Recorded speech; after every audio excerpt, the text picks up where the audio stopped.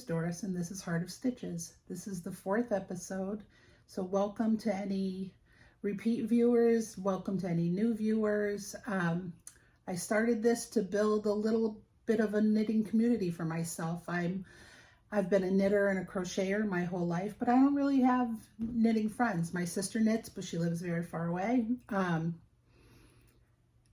So this has turned out to be everything I had hoped it could be. I've made a few knitting friends, a few people have commented, and I've made sure to answer every comment.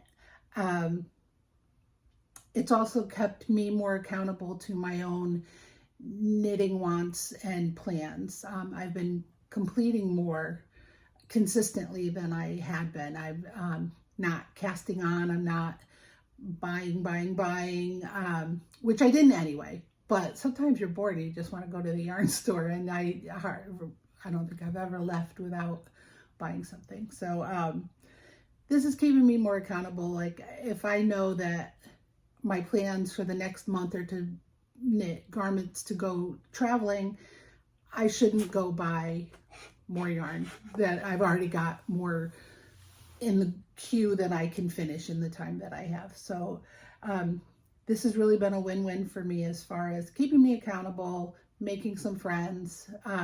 It's been very rewarding so far.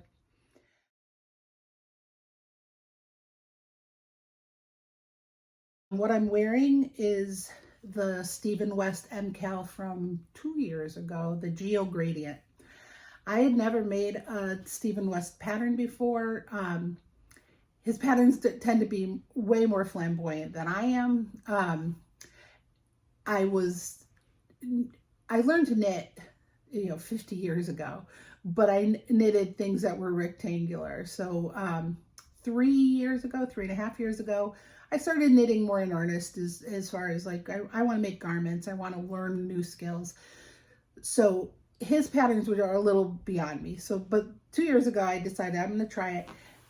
With what happened to him after Clue 1, and there was such a backlash of reaction to what people perceived as a hate symbol in it, I felt sorry for him. I think he handled it with grace. He responded very quickly and very humbly. So I was like, I'm gonna knit this thing, even though I don't really wear a lot of shawls, and I thought the pattern would be a little hard for me.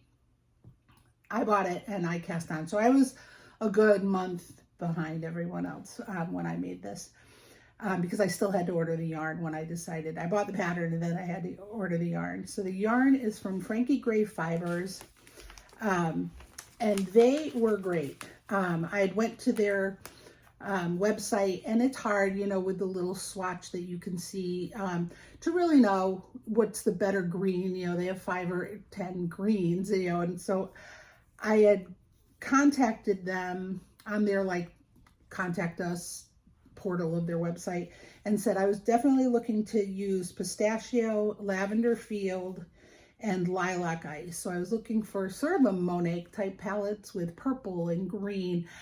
I didn't really achieve that, which I'll talk about in a second, but I love the yarn. So so I had asked them what they would think for the 4th color, and it was sort of between olive.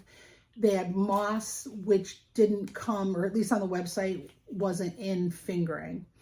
It was Jody Brown that got back to me, and she said she could make me fingering. I think they, at least at that time, were sort of dying to order. When you put in an order, they would make sure they had the inventory available. So this is an 80% superwash merino, 20% nylon sock yarn. Here's their logo if anybody wants that. And so she recommended the moss and told me to order the olive and then put in the comments I wanted to switch the olive to moss. And so it came, in an appropriate amount of time. The yarn is very nice, and I don't normally buy sock yarn. I don't know why. I just want pure wool instead of nylon. But this yarn is great. It's so nice, and the colors were so lovely. I'm gonna take this off so I can show you better. So I was going for a Monet type palette, which the pattern doesn't lend itself to looking Monet-ish at all because of the big hard lines, where a Monet painting is very dabs of color, not straight lines. So that's part of why I don't think I achieved my Monet palette that I was looking for. Also, I think I maybe should have put in something with more blues or a little pink. But I love the shawl, Monet aside. The pattern was, especially you started with this square, so that was quite easy. Then you go to an eyelet and garter and stockinette, stripes, so that was pretty easy. Then it got a little bit more complicated. I did not love doing this section, which was clue 3. It's a ton of slip stitches. So compared to here and here, this is thicker and stiffer. Once I blocked it, it was a lot nicer. But as I was doing it, I was like, why is that? It just doesn't feel the same. And even as I was putting it on today, the ends are stiffer than the middle. So as you're, trying to put it around, where you want it to fold is just the area that doesn't want to fold as much. So, Stephen West is an artist, and I have no business critiquing him, but for my own wearability, I would have preferred something a little less dense over here. And maybe there's a way, knowing what I know now, to do it looser, move to a bigger needle, but then it might make this part bow out. I don't know. And then this section, which is very pretty, I think he called it dip stitches. Took a long time and a lot of yarn, but it's very pretty. And so these almost look leaf sort of pattern in mine with my choice of colors. The only thing I would have done differently also with my choice of colors, and this was mine, it wasn't because of what the recommendations I got from Jody Brown, because I had said I wanted pistachio and I had said I wanted lavender field. But as you can see, the middle is all green, and then the next is the lavender field, which has a little purple, but it's very, very similar. It's I wanted a lowish contrast, but maybe not an invisible contrast. So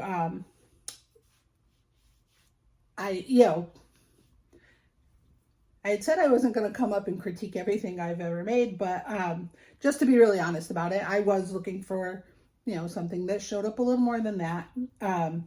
But I chose it, and I'm satisfied with it. And when you're wearing it, nobody's, going to say, oh, you should have put more contrast. They're not even going to pay much attention. So as knitters, we're literally paying attention to thousands of stitches one by one.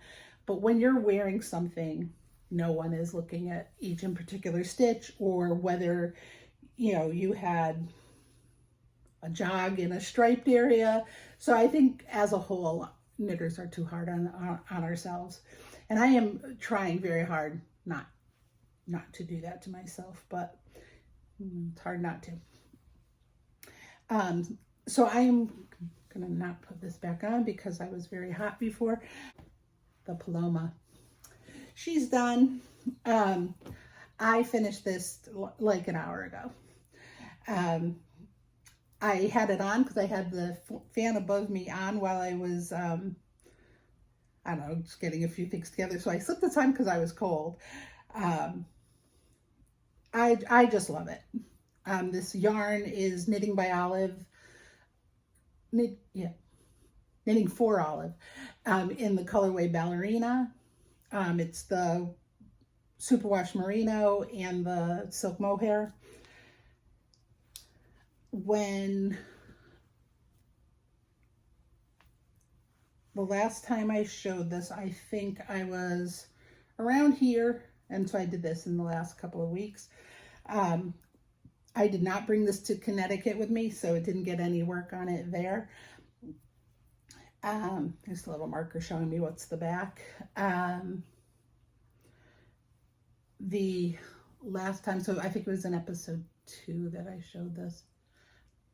Not sure. I had to redo my binding off on my sleeves, which I did. And picking apart what I had done, which was the sewn bind off on this sleeve, no, on this sleeve, was a giant pain in the butt. So I'll never want to do that again. And one of the things, as I was undoing it, I think I was untwisting the twisted rib, but I think I like it better. When I had this on, the little stitches, the little, pearl bump ones that you see aren't as big as they are on this one, where I bound off right off the needles as I was knitting. So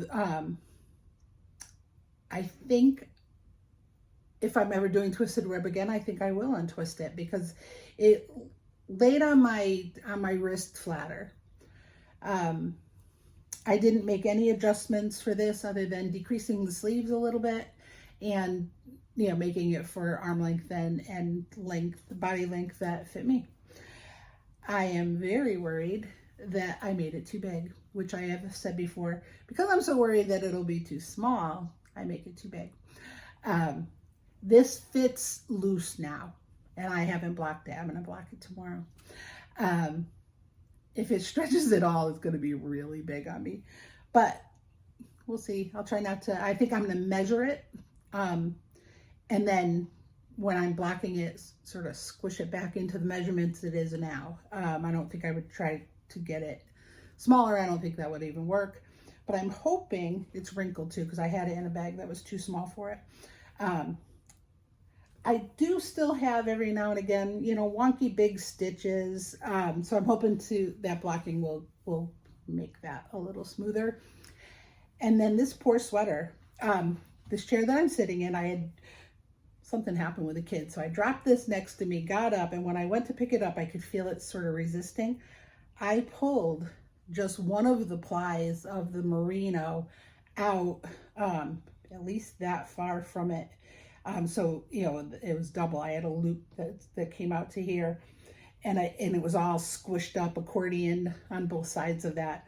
So I took a needle and I sort of walked it back and laid it flat, and truthfully, I can't find I think it might be right here, but you can almost not find it. I do think it was that right there though. So I have to be more careful with my knits, I guess, long story short.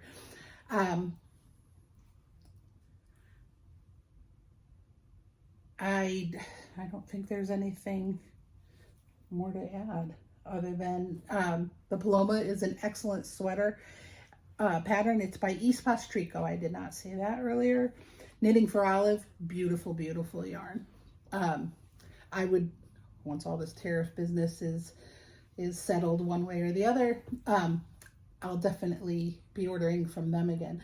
I think some of the companies, and they're one of them, that ships a lot and probably will get back online faster.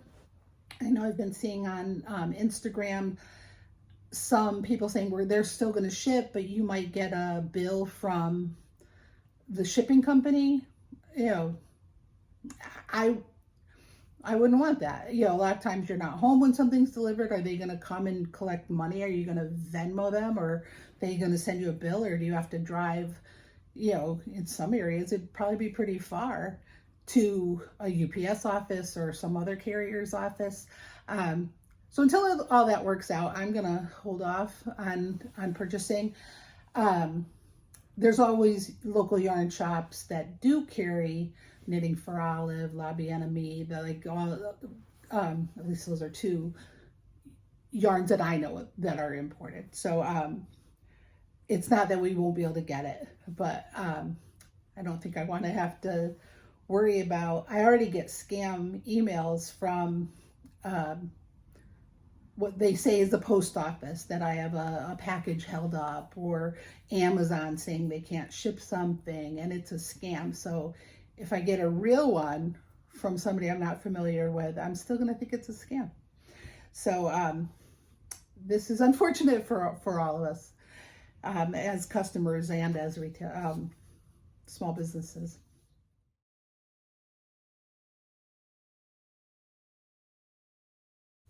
my work in process, and I only have the one.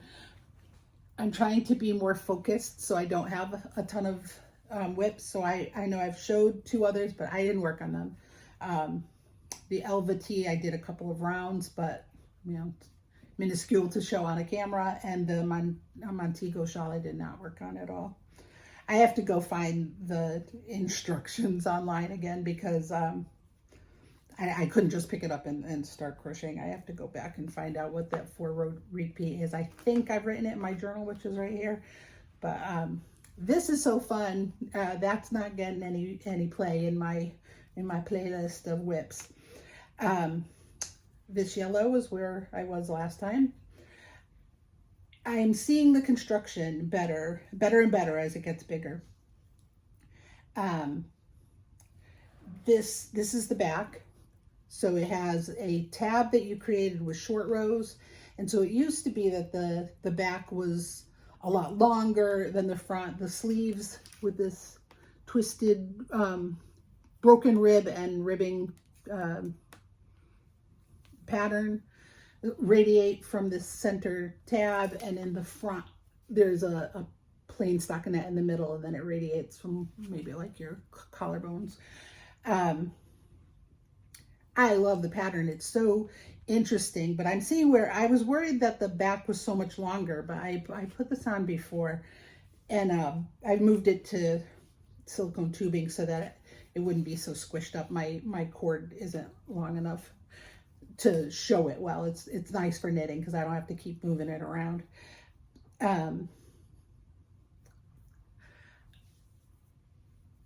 Where I am right now is I've been, each row you increase only in the front and back, and the sleeves have stayed the same. Where I am now is going to start increasing on the sleeves and the front and back, similar to a raglan. So I think from here on out, other than that there's patterning on the sleeves, it's turning out to be like a raglan. So here, I'm going to try it on because then you can see it. So when it's on, I don't know if you'll be able to tell, but the back is higher. So you won't be able to really tell because I have it, it's all bunched up, but the back now, if I measured with a ruler, the back and the front are pretty level. And then as we go down a raglan, the sleeves are going to get bigger.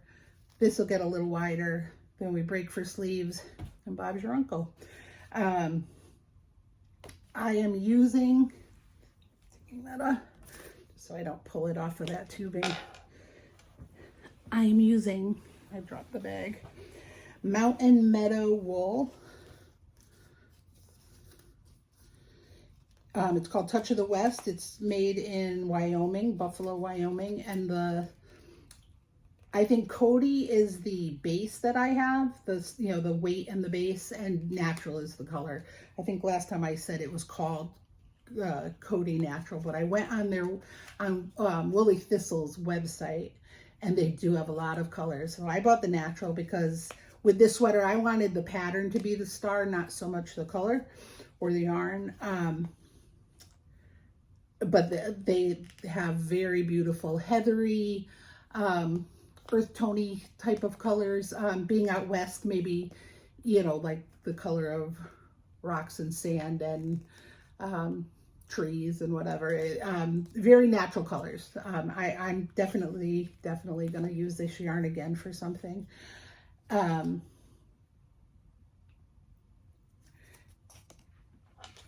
Going forward, this artwork is my alpha project. It will definitely get the most play, but it's white, and I am living in a house with 3 under 3. So if the kids are, too messy or around me too much, even though I'm getting into the part where it's potato chippy knitting, I'm going to keep this white sweater away from the kids as best I can. So I do have other whips, and I'm going to cast on something, I think. I have bought this yarn at 4 pearls, and it was in their clearance. They have a little area in the back that's clearance, and it's Barocco Arno, and it's 57% cotton and 43% wool, merino wool. It says it's a 3, which I think is light worsted. I have 6 balls of this, and I'm going to try and make a ranunculus. That's been one of those patterns that like everybody's made 6 of them and I've made 0, but it seems like an intimidating, there's too many choices. So I actually, while I was finishing up the Paloma, I was watching the Grocery Girls, I think, latest episode, and Jody had on one. I want mine to have a higher neck, that big, broad, stretchy neck that a lot of people have. I don't like on me. I want it to be short sleeves and probably longer. Well, no, that pattern, at least the model is wearing it, looks very big on her. But I'm hoping I have enough. These are 50-gram balls, but I think I'll have enough, and I think I'm going to cast that on so that you know, you do a few interesting rounds, and then you have rounds that are just knitting round and round. This yarn, I don't see a colorway on it.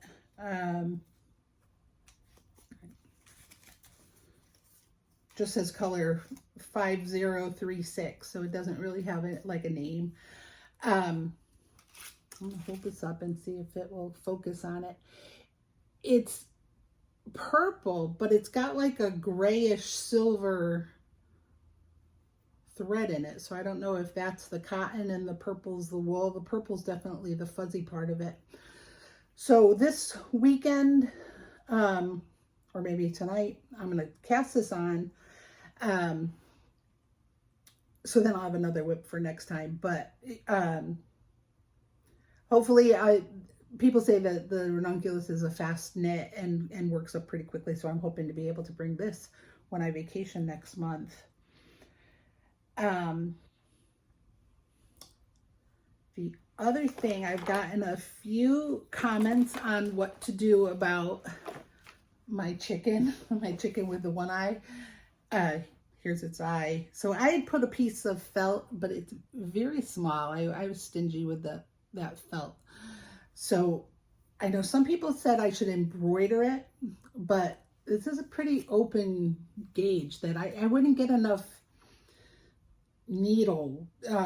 Places I would have to keep splitting the yarn to get purchase, you know, for the yarn and the needle to go onto, unless I put a piece of felt behind it and did that. But I mentioned last time I like this guy on Instagram called Kevin Yee, and he always talks about this magic butthole in crochet. So I think I'm going to make a circle of crochet stitches, stick the eye through the middle of it, and then sew that down, and so there won't be edges around the eye for my granddaughter to pick at. And I think she regrets doing this. I mean, she probably even really remember. She doesn't know that she did it. Every time we, you know, the chickens are in sight, she's always like, yeah, I pulled the eye out. So she does know she did it, but I think she's over the need to pick everything apart that she was in back when she did this 7 months ago. So for next time, I will have tried to fix the chicken. I also saw a post on a Facebook group of people embroidering eyes flat and then sewing them on. So I might try that. And I am going to basically slit its chest open. So I'm going to pick my stitches out here and go up into his head. While I'm at it, I think I'm going to make them a little fatter. I made skinny, scrawny chickens for mine and for the kids. My children's were fatter. I'm always trying to, like, maybe I just didn't do this right as far as like trying to make it fatter. But that's where we are with the chickens. Thank you to everybody who did give me any advice on how to fix my one-eyed chicken. So this year, I'm doing advents for my children and grandchildren again. Like the grandchildren are really easy. They get toys, you know, like a candy or a fruit snack and a toy every day. I have like a little Christmas thing with pockets, and they get, you know, they run into my room first thing and get their toy. So they're easy. But on the 24th day, they're going to get a knitted or crocheted toy. And my 3 children will get one as well. So I bought this book a couple months ago, and it's called The Gnomes of Grimblewood. So I think I'm going to do, at least for the adults, are going to get one of these gnomes. And I'm trying to find the page with it. There's one with a, the minute you look, I should mark the page. There's one with a cable knit hat. He's sort of one of the bigger ones too. Okay. All right, here's the big picture. So the one in the middle with the cable knit hat, I think, is the one that everyone's going to get this year. And there was another one that I like. I think this one with the color work hat I like a lot too. I'm not sure. This is made out of a real heathery, like tweedy kind of yarn. And they look so good. So I think I'm going to try and find yarn like this. But if I do anything with cables or like just the nose, I'm going to try and find things I have in my stash to do that.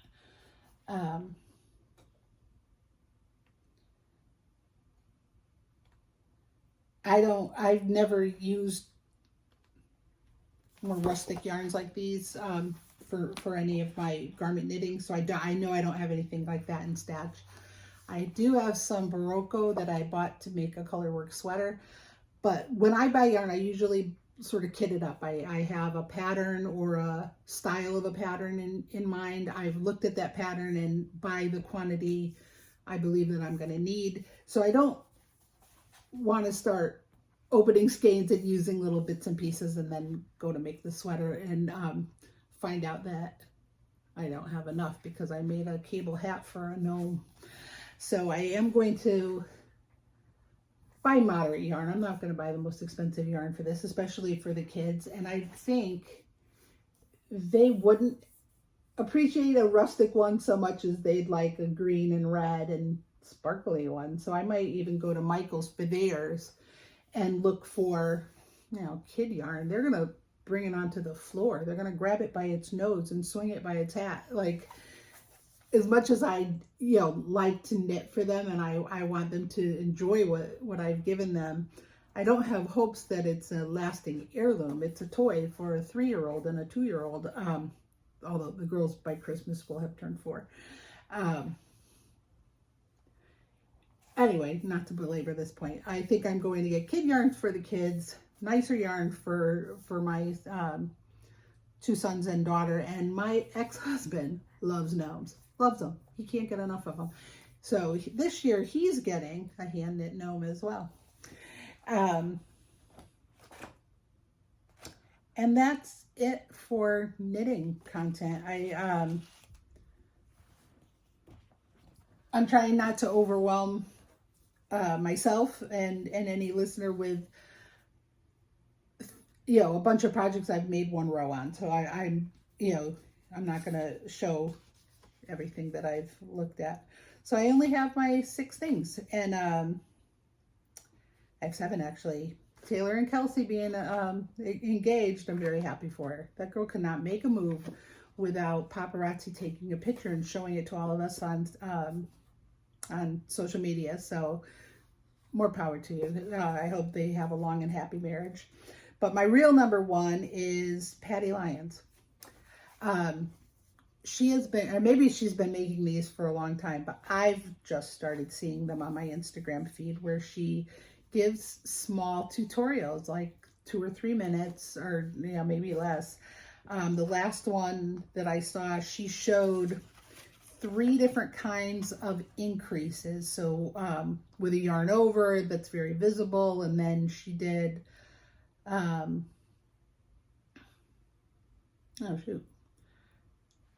Knit front and back was the, I guess, no, wait. Knit front and back was the next one that was more visible because you see a purl bump. And then the last one was make one left, make one right. And she had this swatch. So I have her books, which I've had for a while. Both of the books. And there's exercises in here that I haven't been doing. So I think, I'm not sure I'll start it until after I'm on vacation, and then it'll be Christmas knit time. So I'm not sure when I will get it done, but it's such a good idea. And I think it will serve me well to spend some time just doing the stitches in my hand and look at them, and when I'm doing increases, knowing exactly what it's going to look like, and make one left, make one right. And I had bought a whole bunch of yarn to do that master knitter. I don't know if it's a class or a test, really. I'm not ready for that. So, but I did buy like 10 skeins with this, which is Cascade Yarns 220 Superwash Merino, which is what they recommend on their website for that, the Master Knitter Guild. So I think I'm going to take this gray yarn and start working the Patty Lyons books and make myself a better knitter, you know, as far as how to cast on, how to cast off, and what they look like. I'd be able to pull out my swatches and say, oh yeah, I like this rounded one better than this flat one. And so I'm going to try and commit to doing an hour or maybe 2 hours a week of not knitting for product and knitting for knowledge. So she's my number one, Patty Lyons, and her books and her tutorials online, and just helping knitters be better. It's a service. It's a service to us all. Number two was Connecticut. I was back in Connecticut for only like 4 or 5 days, and the weather was so nice. It was cold. I was cold when I was there. I think the first morning I woke up, it was 62 degrees, which is cold for Connecticut in August. But boy, is it good sleeping weather. My son came over with his girlfriend, and my ex-husband was there as well, and we got pizza. Connecticut, I think, is only known within Connecticut for having good pizza, but we have what's called New Haven style pizza. One of the big three in New Haven has now started opening franchises in other towns. We didn't get our pizza from them, but the one that we go to that's actually only a mile from my house is a wood oven, wood-fired pizza. It was delicious. In Florida so far, I mean, any pizza, you put sauce and cheese on bread and it's good. But we haven't found one that's like got the crust that you like and the sausage that you like and the sauce that you like. So this one that's in my hometown, it was a joy to be back in Connecticut with the beautiful weather and the good pizza. Number three is I have started over the last 2 months doing afternoon, not a date, it's my son, but my son gets out of work early a couple days a week. He goes in really early a couple days and gets out early. So we've been meeting for a movie on Wednesdays usually. And it's fun. It's fun to spend some time with him. We usually catch lunch at a more like fast foody kind of place. We have been going to the theater that's at Disney Springs, which is a nightmare because you have to go through security to actually get to where you have to walk a pretty long way to the theater. But they have restaurants, and there's, you know, he's coming from work and I'm coming from my daughter's house. So we're not in the same car anyway. So it works out pretty well. Although the movie we saw yesterday had a lot of sex in it. It wasn't a bad movie. It was a detective movie about this girl named Honey, and it was called Honey Don't was the name of the movie. And I mean, it was good, and the story's fine, but there was just a lot of sex in it. And like at one point, I kept looking over at my son, and then I see him like doing the same to me, and so he started laughing, and it sort of diffused the situation because like I was starting to want to do this. So I'll have to be more careful the next time, just to look at why it was rated R. I thought it was just because it was a murder show and they were going to show a murder, but there was a lot of sex in it. So I have to be more careful. But other than that, having a time out with my son, it has been fun. We ate at the Summer House, which is a restaurant at Disney Springs, and it was the food there was very good. My next one is something I saw today on YouTube, and it was a Broadway star, which I don't know a lot about Broadway stars, but his name is Aaron Lazar. And he's been diagnosed with ALS, so he's done an album called Impossible Dream, and the video I saw was him and 30 Broadway stars, and some of them I did know, Josh Groban and Kristen Chenoweth, and I'm not going to remember her name, something Holloway, that had been the voice. My daughter loves this woman so much. She had been the voice of Anastasia in that cartoon movie from back in the 80s or 90s. I was crying, just because all these people supporting him and him being so brave with a diagnosis. I am not a big crier, but I cry when I'm happy for people. That I don't cry usually when I'm sad as much as if I'm happy. And that started when I had kids. I think that started at my daughter's like nursery school graduation. I was bawling. And the same thing I may have mentioned in a previous about Garen Noon, who was coming back to social media after having some anxiety issues, and he had posted a video of, and I've never heard of this guy, a guy named Robbie Williams, which I think is a big singer in Ireland, having pulled him up on stage, and that he was just thankful, and that this Robbie Williams helped him get through. I think he was having a hard time with his earpiece and was offbeat, and so that he sort of helped him. That Garen Noon is more of a comedian, at least like what you see on his mostly of his YouTube and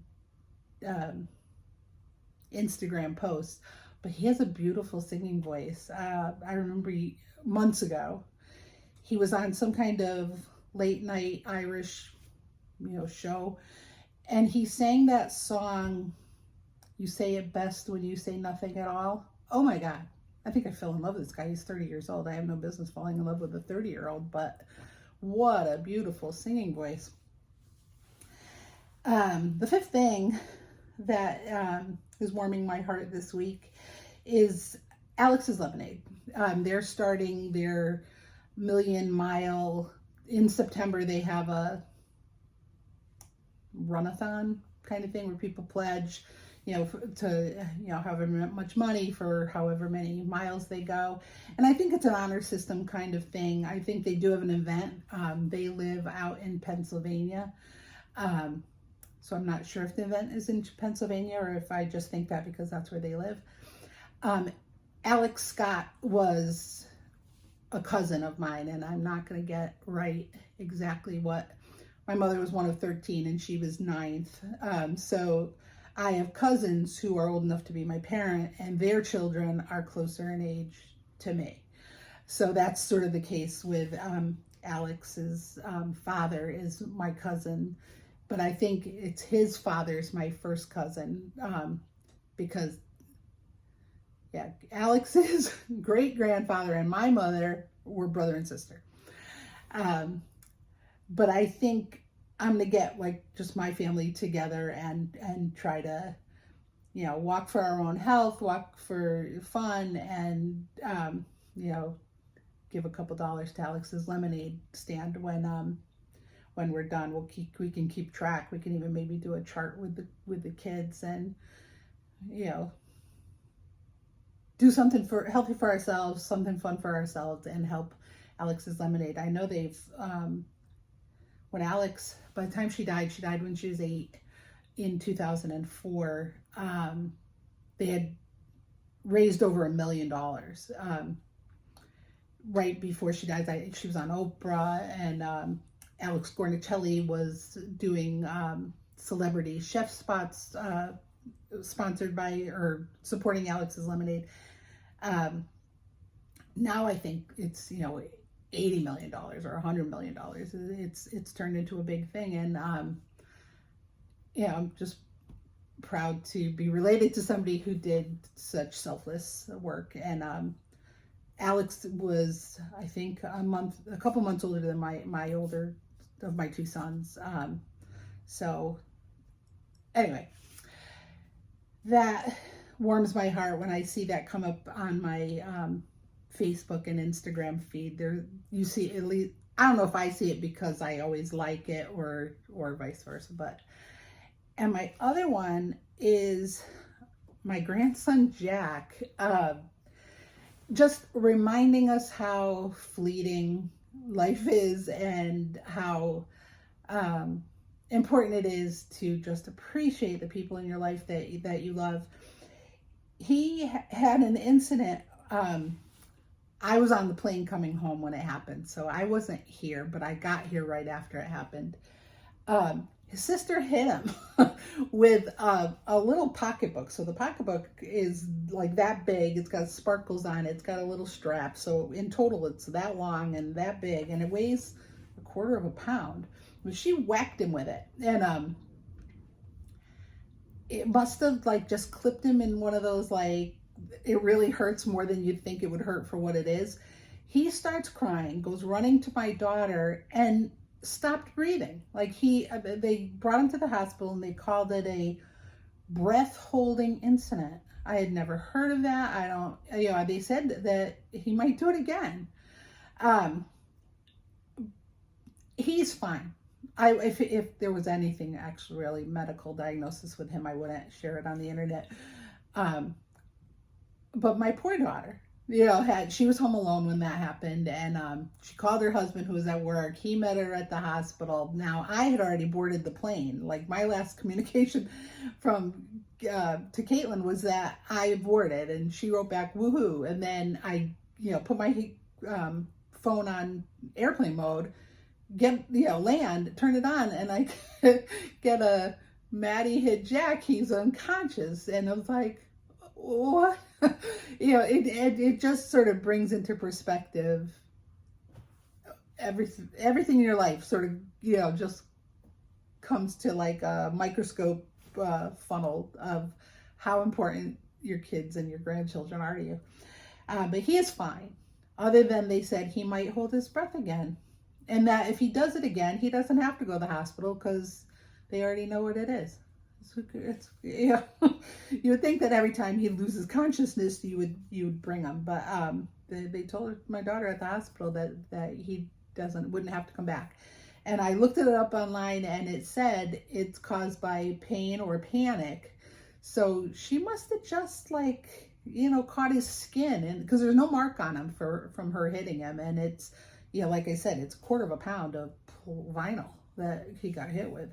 But it does have little rings where the strap is attached. So it might have just, got him bad.